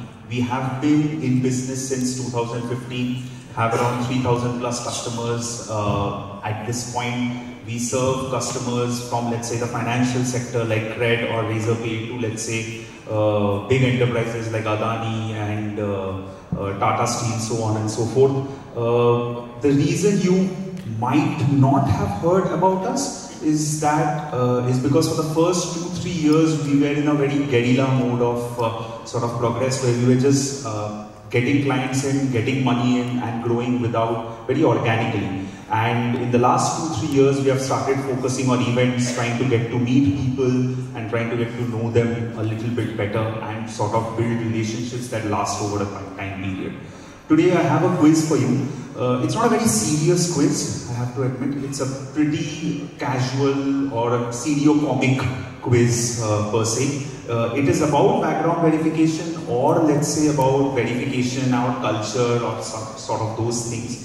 What we will do is that we have 4 goodies. We have 10 questions. So we'll of course try to go through the quiz and then take a lucky draw of 4 people who might be able to get those goodies. However, the people who have answered correctly but did not go through the lucky draw, I will personally ensure that if you come to Spring Verify, I will give you a free trial. There is no question about it. About me, I am Somabrata. I run customer success and account management at Springworks.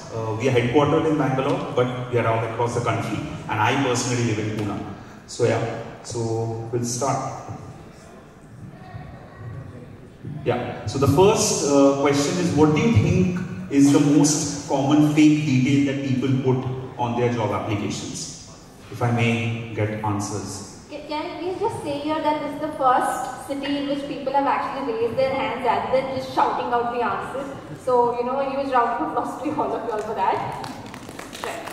But Pune people are very like proper that way. Yeah, Pune people are very unlike Mumbai. So it is the reference number which they give. When we call back to them, it is mostly their friends who they have mentioned as HRs or their reporting manager. Okay. That's not the correct answer, I'm sorry. I also have to check quite a bit. Now the group answers are coming. Couldn't hear you. Can you please stand up? I'm not able to hear. Experience. Experience. If it is less than 2 years, I have to check experience very carefully. You are very close, but just not the correct. You did not hit the nail on the head. I will give you another chance. Just think about it a little bit more. Hobbies? Yeah. Change my hobby the next minute. Yeah, now people are going crazy. Hobbies. Skill set. Not Hobbies, really. no, access of Yes, Okay, sir. can we just... Job role? Who said job role? Job title is the answer. Could I get your name please? Sagar More. Sagar More. Okay. Neha, I can't see you. Yeah, okay, great. So, okay, so job title is, so the reason why job title is one of the most sort of problematic aspects, and that has something to do with the way we have different sort of job descriptions and nomenclatures as well. In my previous organization, I was heading the professional services team, but it was very precariously called the content team. So I was the head of content. You could see in my resume that I was the head of content, but I was heading the professional services team. So people have different job titles, and yet they have sort of these different small jobs that they have been doing, which ultimately turned out to be their main sort of job role after a few years. So this is the reason why most people lie on their resumes, their job titles, and later we figured out when we do background verification, either an employment check or a reference check, that particular job title was incorrect. Okay, how can you find out if someone is living a double life in your company? What do we mean by double life? Okay, who asked the question? Moonlight. So essentially, yeah, moonlighting. Essentially moonlighting or something like that. Nothing NSA level or CIA level things. Just not simple. actually referring to, you know, the image. Just something which is moonlighting or something like that. Yeah, I will let the through person PFUN number. Okay. Okay, somebody is really enthusiastic. Good. Please go ahead. Through background verification checks. And that is a very generic answer, right, at the end of the day. But other than that, how will you know? Yes, please. Okay. Okay, okay. What else? Alright, my social media profile won't say that I'm taking Your number. LinkedIn and all that. Okay. I think somebody said UAN already. Your number. Couldn't hear you? Can you repeat it, please? Your number. Again, couldn't? UAN number. UAN. Yeah, I think somebody said UAN number already in the first row. Okay. Anyone else who would like to answer? Bank account. Yes, please. Yes, sir. You write it. Bank account. Bank account. Bank account. Okay. Okay. Anything else? This is very basic, quite honestly. Yes, please. If somebody is not updating LinkedIn profile, current employer. LinkedIn, I think a lot of people don't have the LinkedIn profile. Nice. Okay. So we'll not spend too much time on this question. I will show you the answer and then I will tell you a funny story about it. How many of you thought that this would be the answer? Okay, and I will tell you, at the very outset I said that this quiz is pseudo-comic. This is the comic part of it. Because I will let you know, this is not just the one correct answer. Because if you have a very senior person in your company, that person is engaged in moonlighting or any sort of other things, you can understand that, because if that person is employed as a director in any other company, you can find that through directorship check. However, the lady at the front who talked about UAN and PF number, that can also give you an idea if there has been a contribution to that PF account from other places. Another specific answer that I was looking on is Form 26AS. That essentially helps you identify if there have been any deposits from any other company relating to employment or let's say some freelance work or something like that. So I will let the lady at the front let me know her name. so that we can, whoever said the UN number? Shilpa. Okay. Could you name your full name, because I don't want to confuse with any other Shilpa? Shilpa Oja. Great. Neha, I hope you have noted it down. Okay, so we asked our clients what they hate the most about verifications. What do you think the reply is? I have to also check the answer. Yes, please. Police verification. That's actually a good answer. The time it takes. Civil score. Why is civil score? You're close. You're close. The time it takes to revert back with the background verification, sometimes the clients require you to have it like in a day or two, and when you actually go through the process, it takes a week or so. No one at the back is actually answering. What happened to you guys? Yes, please. The one at the end. Yes, you. Just, I will give you a hint. Think a little bit deeper. Like, see, the correct answer is, of course, the time taken to do the entire process or whatsoever. But just, yeah. The person at the end. Yes, please. You can just shout out the answer from there. Most of the time, being a client, my answer will be waiting for immediate employer verification, usually. Could you come again?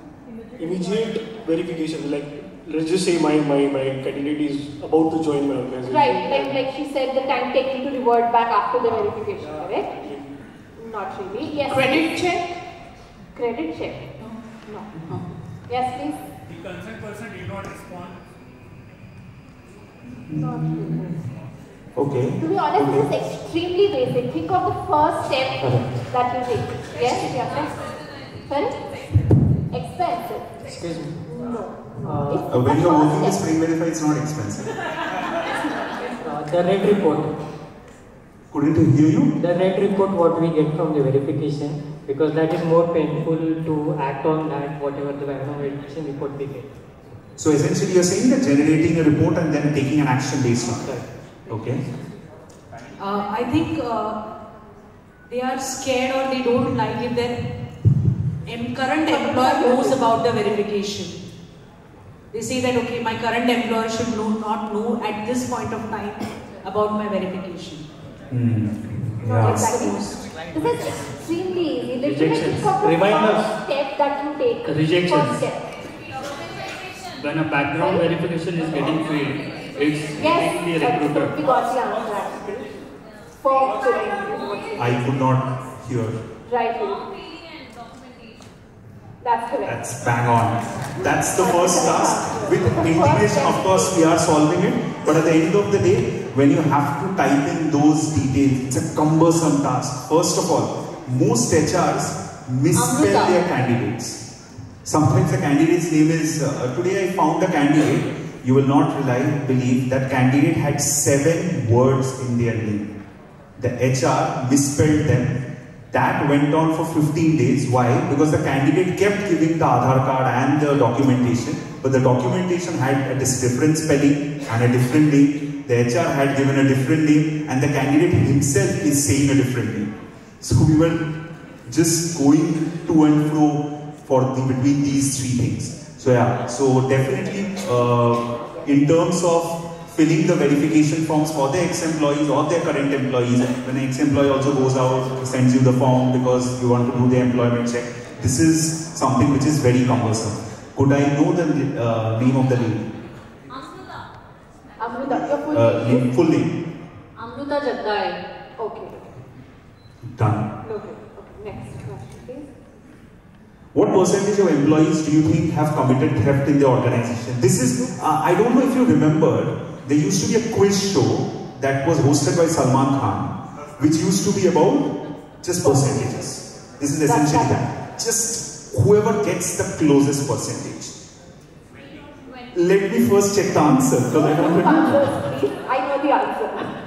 You know the answer. No group answers. I don't have enough facts for everyone. Please raise your hands. Around 10%. Okay. Who has the mic first of all? Less than 5%. Less than 5%. You think your employees are very nice. Okay. Alright. Think about the smallest theft as well. You know, probably just picking up some, Yeah, don't think of big thefts. Like we are not, it's not a catching Ridley Scott sort of situation. We are not talking in lakhs Yeah, it's about data theft, it's about financial theft, it's about time theft as well. Like saying that they work for it, but they are not. So think of any kind of theft. Around 60%. Oh, wow. What is your answer, guys? 60%. Wow, that's 80%. Who said 80%? The answer is 75%. I'm sorry guys, but I could hear you clearly and I could hear a roar from there. There was a collective female sound. And we are not making this up. So California Restaurant Association had a survey. According to that survey, they said that 75% of employees have stolen at least once from their employers. One fun fact, 60% of employees would steal if they knew that they wouldn't get caught. Of course, FBI turns up the volume in those sort of allegations as well, but you can understand. If I could get your name, please, sir. Okay, great. Done. What is the full form of the following? This I cannot accept as a road because this would be pretty thing. I am okay with anybody giving a correct answer for any one of these or at least two of these. It's pretty simple actually. Yes, please. Great. No, that's not correct. You're close. Rephrase it a little. Operational Center. Sorry? Security Operational Center, SOC. Couldn't hear you? Security Operation? No. Center. No. That's not the correct one. Anyone Couldn't else? hear you? General Data Protection Regulation? That is correct. Could you try any one of those other ones? She had answered first, so yeah, the same answers. Who had given the right answer? Alright, we got the first correct. What about the second, the first and second? It's fine. You will take because we want to make it fun, right? I don't want to grill them on this. It's okay. So these are the. So as you can see, the lady was absolutely correct. It's General Data Protection Regulation, and then you have Service Organization Controls, and then you have International Organization for Standardization. ISO strangely iOS actually, but okay. As I said, it's Seriocom. Lady, please, if you could just help us, ma'am, with your name. Full name again? Shilpi Arora. Okay, great. How can we verify that a candidate's address isn't a beach in the Bahamas? So the answer to this is basically what I would require. Okay, so I'll give you a hint. Explain what digital address verification is and you will get this answer.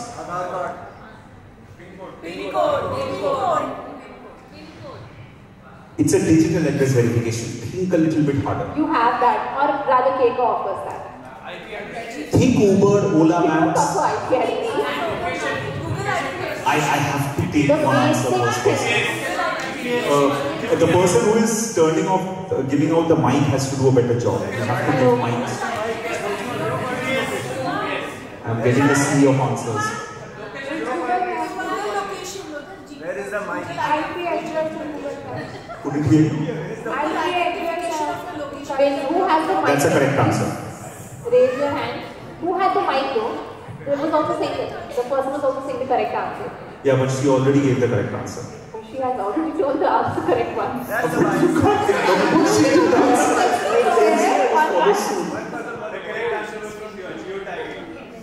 Your tagging and location is actually. So it's fine, it's a lucky draw as it is. We can take your name because your name is already enlisted here. So it's fine. What's your name, madam? Sushmita Kaushik. Sushmita Kaushik. It's a lucky draw, so in probability you're as probable as her at the end of the day. Put your chin twice, don't worry. So yeah, it's a 4-step process. It basically receives the link via SMS or WhatsApp. The GPS data verifies their residence location. Photos of the residents are captured and submitted. The period of stay and proof of address are verified. Third and fourth is something that we specially go ahead and do something extra in order to make it foolproof. But yeah, this is how address verification works. What's the percentage of candidates who lied on their resume?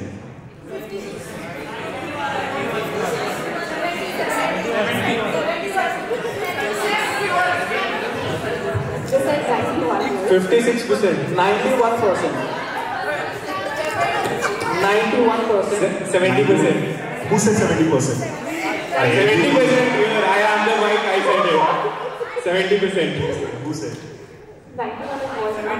70%. I am the mic here. Amarjit said 91. 70%. 70, I said. Yeah. Divide the 3% of this population. No answer. Raise your hand, we will choose. Yes, somebody over there. Yes, sir, you with the spectacles. 70%. Barack also. I'm sorry, I heard Barack Obama for some reason. It's 70%. Okay, it's 70%, but what did you say your name was? Barack. I didn't hear wrong there. Nice. Could you just, yeah.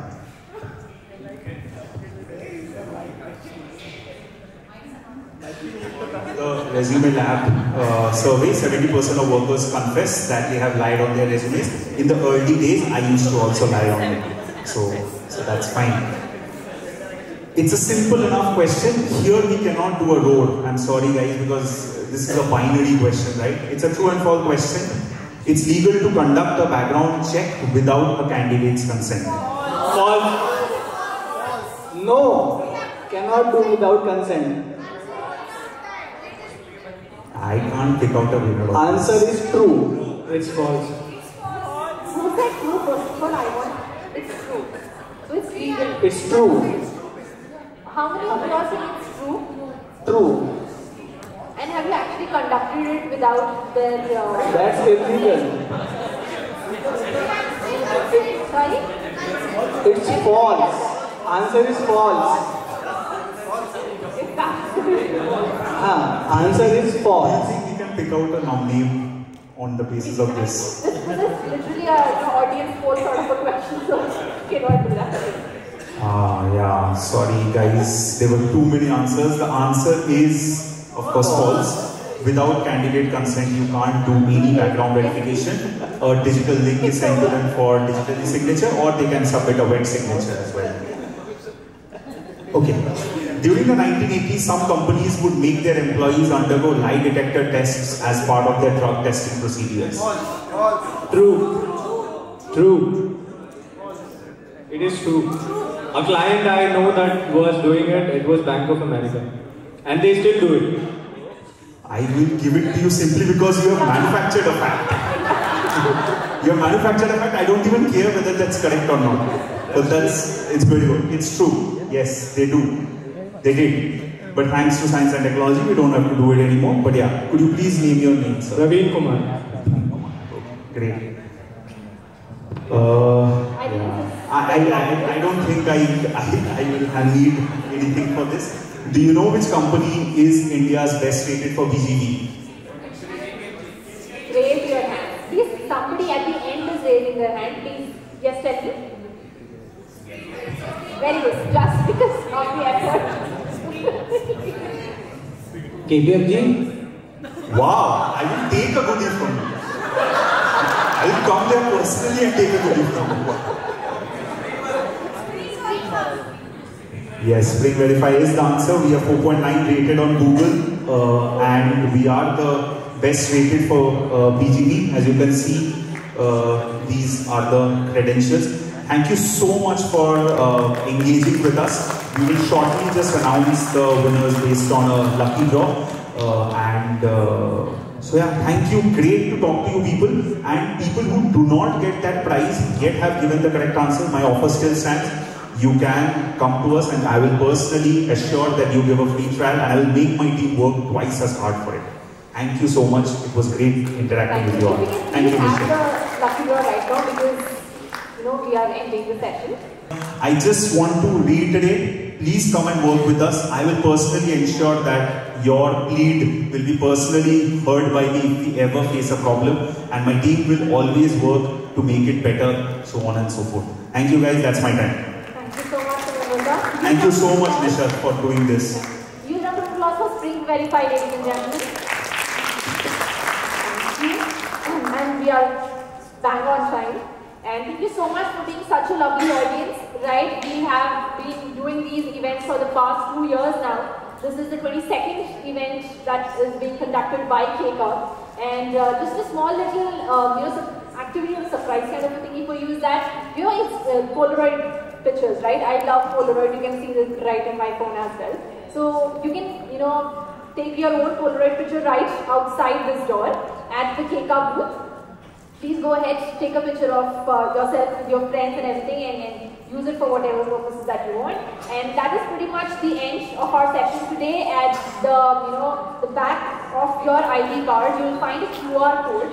That QR code leads you to the Pune community WhatsApp group, and where all your updates about the next events along with the networking happening, and networking events keep happening.